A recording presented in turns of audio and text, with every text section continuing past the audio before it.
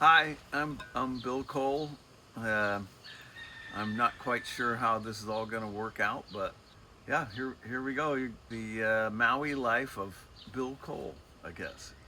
So I was born in Goshen, New York in 1952, and my family had to move to Europe because my dad was in the military. So we were there for about 4 years, and I think I got a lot of influence from France with the architecture and that type thing because it's always sort of stuck with me. Then we moved back and I went to school for the next 11 or 12 years in Goshen, New York.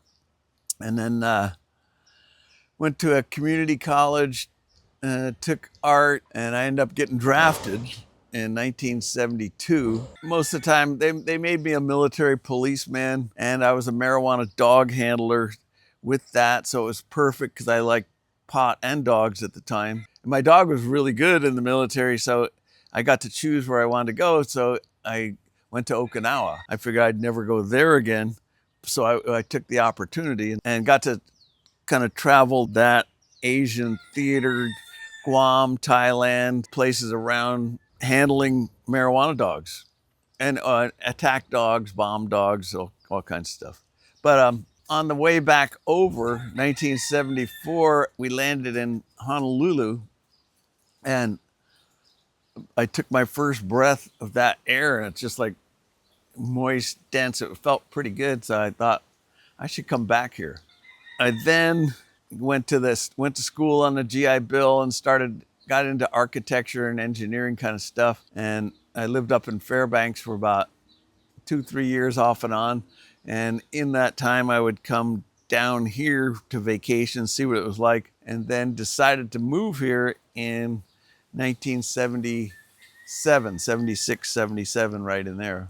I had broken my leg a few times, and the cold air affected it. So Maui was a perfect place to feel good. Yeah, then I just started to meet people, and there's plenty going on here for what I like to do. I lived in Sprecklesville, camped out most of the time. From there, I just met people, and life seemed pretty good. And eventually, in 1979, I got work at Mama's Fish House, and then was there till about 2017. Pretty much, if you go to Mama's Fish House, everything you see there came out of my brain as far as the architecture and placement of palm trees and landscape and walkways, the inn, everything. And when I started, there was about 25 people that worked there. And when I left, there was 380 people that worked there. And when I got with Floyd and Doris, I go, I think this could be one of the best restaurants in the world, given the location right on the beach, and you guys with your sailing experience, down in the South Seas and that. And there was Doris was the cook and kind of the mama of the operation, and then I was kind of the atmosphere guy, and Floyd was the businessman, and so it was a good combination. It worked well. Use your imagination. So when you come to Hawaii and you think about the visitors, the planes coming in, what do they want to see?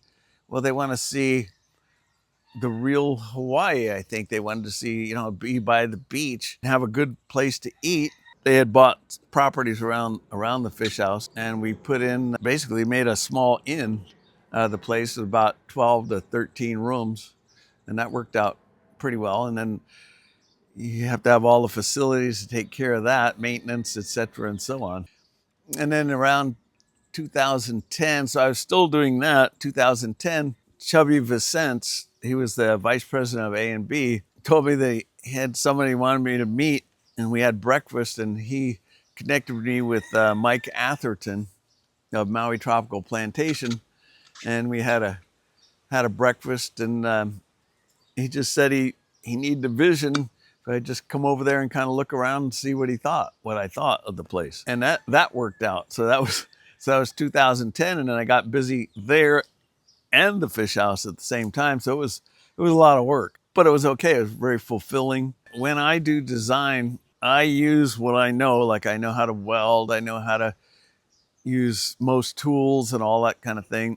So I use those skills, and I know how to let other people know what I want. So I'm able to kind of direct the show. I can design what I see in my mind and actually implement it, get it done, get the tools, get the men to do it. And then of course you have to convince somebody that has the money to do it that that's the right way to go. I was able to do that.